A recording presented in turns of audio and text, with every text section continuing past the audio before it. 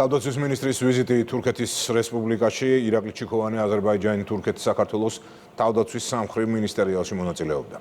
ვიზიტის ფარგლებში მინისტრმა ორმხრივი შეხვედრები გამართა თურქ და აზერბაიჯანულ კოლეგებთან. შეხვედრებზე თავდაცვის სფეროში ორმხრივ ფორმატში არსებული თანამშრომლობის საკითხები და საომავლო გეგმები განიხილეს. ირაკლი ჩიქოვანმა აღნიშნა, რომ ქვეყნებს შორის არსებული სტრატეგიული თანამშრომლობა რეგიონის უსაფრთხოებისა და განვითარების საფუძველია.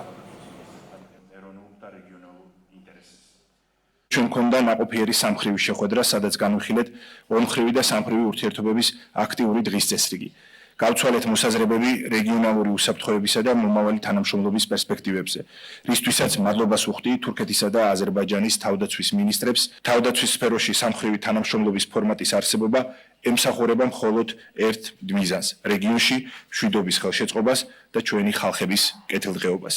ბოლო დროს განვითარებული მოვლენები იმედის მომძებნია მშვიდობასა და სტაბილურობაზე დაფუძნებული ახალი პერიოდის დასაწყებად.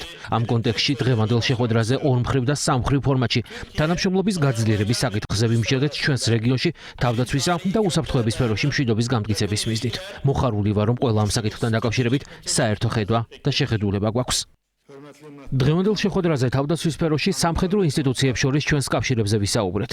სიტუაცია თავდაცვის სამინისტროებსა და შეერაღებულ ძალებს შორის ფოკუსირებულია ურთიერთობის გაღრმავებაზე.